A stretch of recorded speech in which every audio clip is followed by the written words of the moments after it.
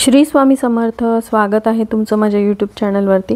आजचा दिवस तुम्हाला खूप छान सुखाचा समाधानाचा जाऊ देत, हीच मी स्वामींच्या चरणी प्रार्थना करते आणि आजच्या या नवीन व्हिडिओला सुरुवात करते।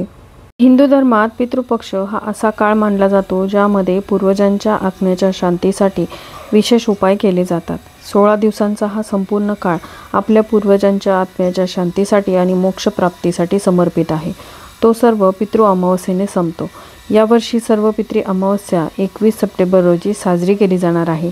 ज्योतिषशास्त्रामध्ये अशी मान्यता आहे की या दिवशी अशा लोकांचे श्राद्ध केले जाते ज्यांची तारीख अचूकपणे अंदाजित केलेली नाही। जरी तुम्ही काही कारणास्तव श्राद्ध करायला विसरलात तरी या दिवशी केलेले श्राद्ध पूर्वजांना मोक्ष देऊ शकते। जर आपण वास्तूवर विश्वास ठेवला तर या दिवशी केलेले काही सोपे उपाय तुमच्या जीवनामध्ये आनंद आणू शकतात। वास्तुशास्त्रानुसार जर या दिवशी काही विशेष उपाय केले तर घरात चालणारी नकारात्मक ऊर्जा निघून जाते आणि पितृदोषाचा प्रभाव हा कमी होऊ लागतो। हिंदू दिनदर्शिकेनुसार सर्व पितृ अमावस्येची तारीख ही रविवार 20 सप्टेंबर रोजी मध्यरात्री 12:16 सुरू होणार आहे। ते सोमवारी मध्यरात्री 1:23 पर्यंत असणार आहे।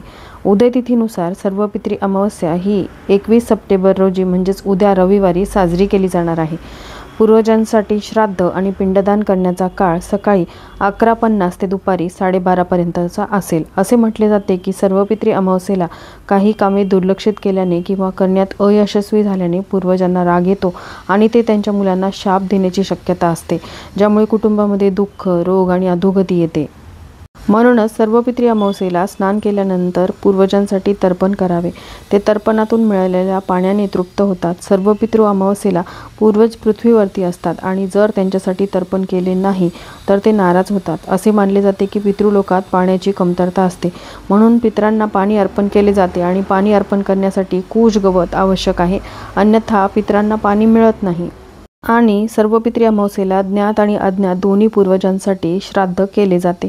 या दिवशी तुम्ही तुमच्या सर्व पूर्वजांसाठी श्राद्ध करू शकता। ज्यांची तारीख तुम्हाला माहिती नसेल त्यांच्यासाठी देखील श्राद्ध केले जाते। त्याचबरोबर या दिवशी काही प्रभावी उपाय देखील केले जातात। हे उपाय केल्याने देखील आपले पूर्वज प्रसन्न होतात आणि भरभरून असे आशीर्वाद देतात। आज या व्हिडिओमध्ये मी असाच एक अतिशय प्रभावी उपाय शेअर करणार आहे। या उपायामध्ये तुम्हाला सर्व पितृ अमावस्येच्या दिवशी दही भाताचा हा उपाय करायचा आहे।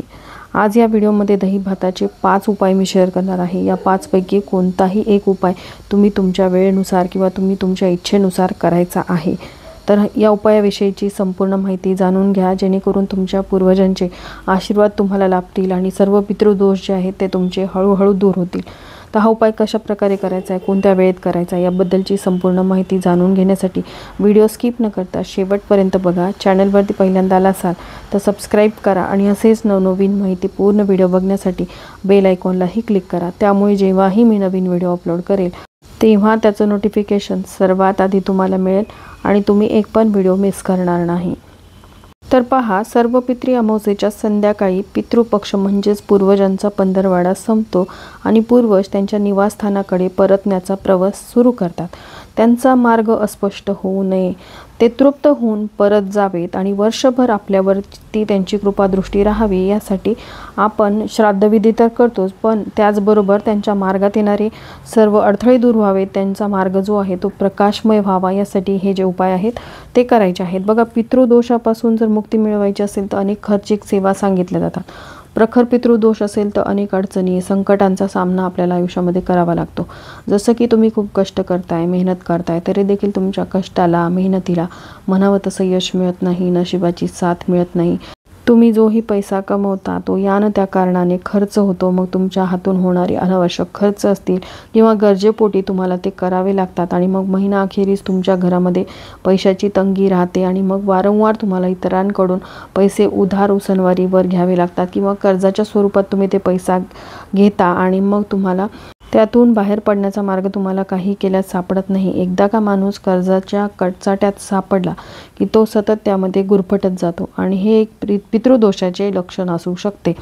बघा, खूप कष्ट करून कमवून आणलेला पैसा न टिकणे, घरामध्ये वारंवार व्यक्ती आजारी पडणे, मग चांगल्या असलेले व्यक्ती देखील विनाकारण काहीही कारण नसताना वातावरणामध्ये बदल झालेला नसेल किंवा त्याला कुठेही काही झालेलं नसेल तरी अचानकपणे आजारी पडणे किंवा नजर दोष होणे, म्हणजे यामध्ये त्याला कोणत्याही कामामध्ये रस न वाटणे, कोणत्याही कामामध्ये रुची न वाटणे, जसं की तुमच्या घरातील लहान मुलं जी शाळेत जाणारी आहेत त्यांचं अभ्यासामध्ये मन न लागणे, ते हट्टीपणा करणे, घरातल्यांचं न ऐकणे, तसंच घरातील जी लहान मुलं असतात ती सतत किरकिर करणे, घरातील लहान मोठ्या व्यक्ती वारंवार आजारी पडणे आणि कितीही दवाखाना केला तरी त्यांचा आजारपण दूर न होणे, तुमच्या घरातील उपवर मुला मुलींचे विवाहाचे योग जुळून न येणे, म्हणजे त्यांच्यामध्ये कुठलाही दोष नसताना त्यांच्या विवाहामध्ये काही ना काहीतरी अडचणी ह्या येत राहतात आणि त्यांचे विवाहाचे योग जुळून न येणे हे देखील पितृदोषाचं एक प्रमुख कारण असू शकतं.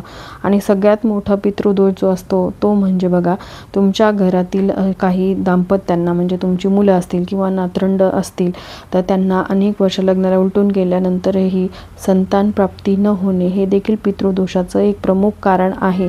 जर तुमचे पूर्वज रागावलेले असतील, असंतुष्ट असतील, म्हणजे पितरांचं श्राद्धविधी न केल्याने किंवा त्यांच्या सेवा न केल्याने पितृ जे आहेत ते असंतुष्ट असतात, अतृप्त असतात, मग ते कुठंतरी तळमळत राहतात आणि याचा सामना आपल्याला आपल्या आयुष्यामध्ये भोगावा लागतो. असं म्हणतात की 3 पिढ्यांपर्यंत आपल्याला पितृदोषाचा सामना करावा लागतो, की असं नाही की तुमचे आईवडील जिवंत आहेत मग तुम्हाला कसला पितृदोष. तर आधी सांगितल्याप्रमाणे 3 पिढ्यांपर्यंत पितृदोष भोगावा लागतो, तुमच्या आजी आजोबांचा किंवा त्यांच्या आईवडिलांचा, असा 3 पिढ्यांचा पितृदोष असतो. कोणत्याही पितरांची सेवा झालेली नसेल तर ते अतृप्त असतात, त्यांच्या इच्छा अपूर्ण असतील तर ते भरकटत राहतात आणि अशा अतृप्त आत्म्यांना शांत करणं हे त्यांच्या वंशजांचं काम आहे. म्हणूनच पितृपक्षामध्ये ते आपापल्या घरी येतात आणि जिथे त्यांची सेवा केली जाते तिथे ते तृप्त होऊन भरभरून असे आशीर्वाद देतात आणि पितृलोकामध्ये ते आनंदाने परत जातात. म्हणजे वर्षभर मग आपल्याला कोणताही त्रास होत नाही, कोणत्याही अडचणी किंवा संकट विघ्न आपल्या मार्गामध्ये येत नाहीत.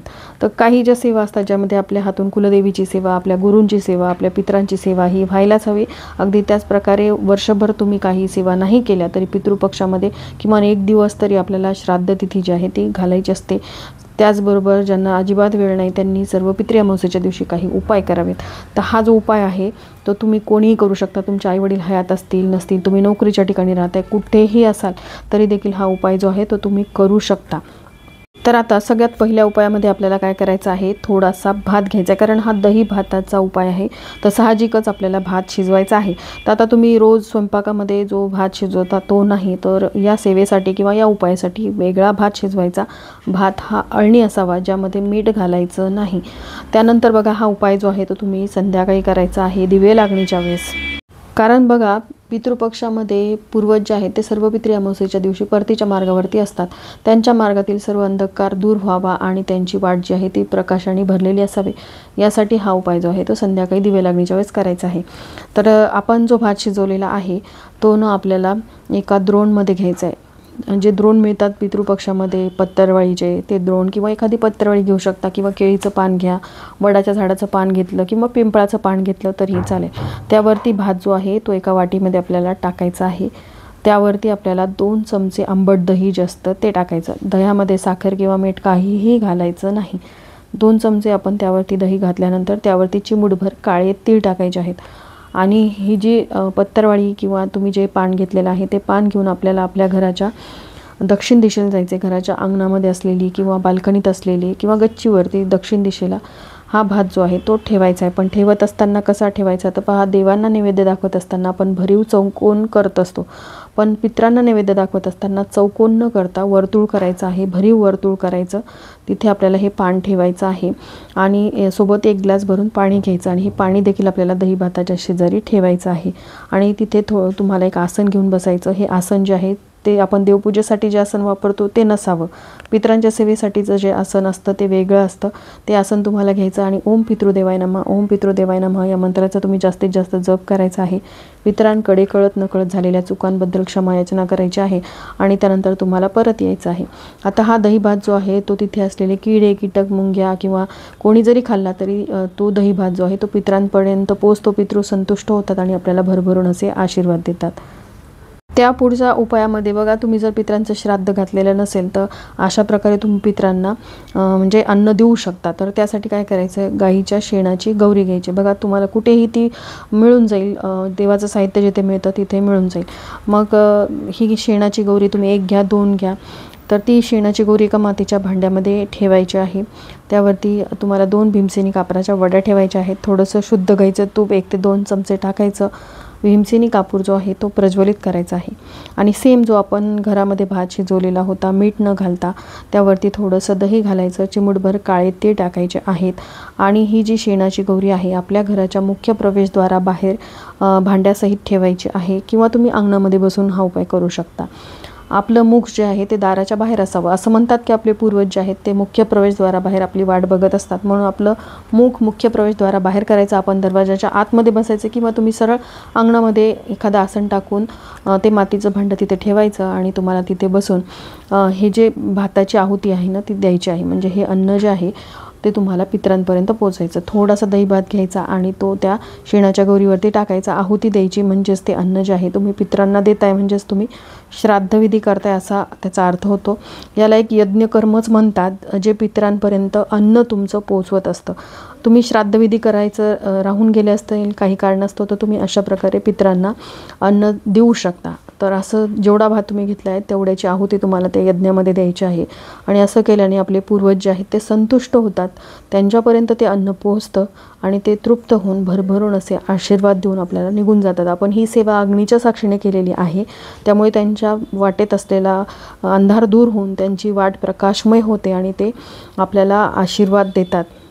त्यामुळे हा उपाय देखील तुम्ही करू शकता. त्याचबरोबर बघा, असं म्हणतात की आपल्या घरामध्ये जे आपलं बाथरूम असतं तिथे देखील पितरांचा निवास असतो. ती सगळ्यात जास्त नकारात्मक जागा असते. म्हणूनच आपण कोणतीही देवपूजा केली ना तर आपण बाथरूममध्ये वगैरे कोणतीही सेवा करत नाही. म्हणून आपल्याला सर्व पितृ अमावस्येच्या दिवशी पितरांसाठी तिथे दहीभात ठेवायचा आहे. एका छोट्याशा पेपरवरती किंवा सांगितल्याप्रमाणे एखाद्या पानावरती तुम्ही दहीभात ठेवायचा. चिमूटभर काळे तीळ टाकायचे. सोबतच तुम्हाला थोडंसं पाणी भरून ठेवायचं. बाथरूममध्ये कुठेही एका कोपऱ्यामध्ये हा भात जो आहे तो ठेवून द्यायचा आहे. आता ह्या भाताचं काय करायचं तर सकाळी उठलं ना की तुमची आंघोळ वगैरे व्हायच्या आधी तो भात जो आहे तिथून उचलायचा आहे आणि तुम्हाला तुमच्या घराच्या बाहेर, म्हणजे आता दुसऱ्या दिवशी नवरात्र असणार आहे त्यामुळे पहाटे लवकरच उठायचं. आंघोळ वगैरे करण्याच्या आधीच तो भात तिथून उचलायचा आणि दक्षिण भिंतीवर किंवा तुम्ही एखाद्या झाडाखाली नेऊन ठेवायचा, जेणेकरून तिथे येणारे किडे कीटक मुंग्या वगैरे हा दही भात खाऊन घेतील. अशा प्रकारे देखील तुम्ही हा उपाय जो आहे तो केला तर पितृ संतुष्ट होतात, भरभरून आशीर्वाद देतात. बाथरूममध्ये पितरांचा वास असतो, म्हणूनच आपण आंघोळ करताना कधीही निर्वस्त्र होऊन आंघोळ करू नये, कारण आपण आंघोळ केल्यानंतर जे पाणी खाली पडतं ते पाणी पिऊन आपले पूर्वज जे आहेत ते तृप्त होतात अशी मान्यता आहे. म्हणूनच हा दही भाताचा अतिशय प्रभावी असा उपाय तुम्ही बाथरूममध्ये करायचा आहे. त्यानंतरचा पुढचा उपाय बघा, यासाठी तुम्हाला काय करायचं आहे, जेवढा भात तुम्ही शिजवलेला आहे त्याचे 4 भाग करायचे आहेत. 4ही भाग थोडा थोडा भात जो आहे तो 4 पानांवरती किंवा 4 आपण जे न्यूजपेपर असतात त्या न्यूजपेपरच्या छोट्या छोट्या तुकड्यांवरती ठेवायचं आहे. थोडं थोडं दही त्या 4ही भागावरती आपल्याला टाकायचं आहे आणि सांगितल्याप्रमाणे दही हे आंबट असावं. साखर वगैरे या दह्यामध्ये घालायची नाही. त्यानंतर आपल्याला त्यावरती चिमूटभर काळे तीळ टाकायचे. आता हे 4 भाग केलेला दही भात आपल्याला कुठे ठेवायचा आहे तर पहा, तुम्ही जर फ्लॅट सिस्टीममध्ये राहताय तर तुमच्या घराची जी बाल्कनी असते त्या बाल्कनीच्या 4ही कोपऱ्याला हा दही भात ठेवायचा. तुम्ही मोठ्या घरात राहताय, तुम्हाला टेरेस आहे, तर तुम्ही तुमच्या गच्चीवरती जायचं आहे. गच्चीवरती तुम्हाला 4ही कोपऱ्यांमध्ये हा दही भात ठेवायचा आहे. बघा, साहजिकच आपण गच्चीवरती ठेवलं तर तिथे पशुपक्षी वगैरे येतात आणि तिथे हा दही भात जो आहे तो खाऊन घेतात. पितृपक्षामध्ये तर जेही कावळे किंवा कुत्रे जे असतात ते आपल्या पूर्वजांच्या रूपामध्ये आपल्या घरी येत असतात असं म्हणतात. म्हणून मग कावळ्यांनी जर हा घास खाल्ला तर नक्कीच तो पितरांपर्यंत पोहोचतो आणि जरी कावळा नाही आला, तिथे येणारे किडे कीटक मुंग्या यांनी जरी हा भात खाल्ला तरी आपले पूर्वज तृप्त होतात. शेवटच्या दिवशी पितरांना संतुष्ट केल्याने त्यांना मोक्ष प्राप्त होतो. ते भरभरून असे आशीर्वाद देतात. ते उपाशी असतात आणि ते आपल्या वंशजांकडे जेवणासाठी आलेले असतात. या 15 दिवसांमध्ये एक दिवस जरी त्यांचं श्राद्धतिथीच्या दिवशी त्यांना जेवू खाऊ घातलं तर ते तृप्त होऊन तिथेच पृथ्वीवरती भरकटत असतात. पण श्राद्धतिथी नाही केली, सर्व पितृ अमावस्येच्या दिवशी अशा प्रकारे आपण त्यांना अन्न खाऊ घातल्याने ते संतुष्ट होतात, त्यांची कोणतीही इच्छा पूर्ण राहत नाही. आपण त्यांना खाऊ घातल्यामुळे ते तृप्त होतात, कारण ते तसेच भरकटत असतात. काही इच्छा तृप्त असतात किंवा काही पूर्वज जे आहेत ते अकाली मरण पावलेले असतात. असे पूर्वज जे आहेत ते जास्त त्यांच्या म्हणजे वंशजांना त्रास देतात आणि काही ना काहीतरी अडचणी किंवा अडथळे त्यांच्या मार्गामध्ये येत राहतात. म्हणूनच आपल्या पूर्वजांचा राग शांत करणं हे आपलं काम आहे आणि पितृपक्ष हा असा काळ आहे, या काळामध्ये आपण या गोष्टी करत असतो. त्याचबरोबर शास्त्रानुसार सर्व पितृ अमावस्येला पितरांना दान करणे आवश्यक आहे. पितरांना प्रसन्न करण्यासाठी अन्न, पांढरे कपडे, पाणी इत्यादी दान करा. तुम्ही या वस्तू ब्राह्मण किंवा गरजू व्यक्तीला दान केल्याने सुद्धा पितृ जे आहेत ते प्रसन्न होतात. त्याचबरोबर पंचबलीकर्म जे आहे ते देखील केलं जातं. शास्त्रानुसार सर्व पितृ अमावस्येला पंचबलीकर्म तुमच्या पितरांना अन्न किंवा अन्नपदार्थ अर्पण करण्यासाठी केले जाते. यामध्ये आपण सर्व पितृ अमावस्येला तयार केलेल्या सात्विक अन्नाचा काही भाग काढून गायी, कावळे, कुत्रे इत्यादींना अर्पण करतो. या दिवशी आपण ब्राह्मणांनाही अन्न देतो. धार्मिक श्रद्धेनुसार हे अन्न पूर्वजांपर्यंत पोहोचते आणि ते तृप्त होतात. सर्व पितृ अमावस्येच्या संध्याकाळी पितृपक्ष संपतो आणि पूर्वज त्यांच्या निवासस्थानाकडे परतण्याचा प्रवास सुरू करतात. त्यांचा मार्ग अस्पष्ट होऊ नये म्हणून दिवा लावला जातो. घराबाहेर दक्षिणेकडे तोंड करून मोहरीच्या तेलाचा दिवा लावावा. असं केल्याने आपले पितर प्रसन्न होतात आणि आशीर्वाद देखील देतात. धार्मिक मान्यतेनुसार सर्व पितृ अमावस्येला ही 5 कामे न करणाऱ्यांना त्यांचे पूर्वज रागावतात आणि शाप देतात. पितृदोषापासून मुक्त होण्यासाठी सर्व पितृ अमावस्येच्या दिवशी या गोष्टी ज्या आहेत त्या आवर्जून कराव्यात. तर व्हिडिओमध्ये सांगितलेल्या 5 उपायांपैकी कोणताही एक उपाय तुम्ही सर्व पितृ अमावस्येच्या दिवशी केला तरीही चालते. काही कारणास्तव श्राद्धविधी करणं शक्य नसेल अशा सर्वांनी दही भाताचा अतिशय साधा, सोपा पण अत्यंत प्रभावी उपाय केल्याने त्यांना पितृदोषापासून मुक्ती मिळते. त्यामुळे प्रत्येकाला कळकळीची विनंती आहे, ज्यांना शक्य आहे त्यांनी हा उपाय करावा. ज्यांना शक्य नाही काही कारणास्तव त्यांनी मग आता इलाज नाही त्यांनी कोणत्याही अमावस्येच्या दिवशी येणाऱ्या हा उपाय करावा. धन्यवाद. श्री स्वामी समर्थ.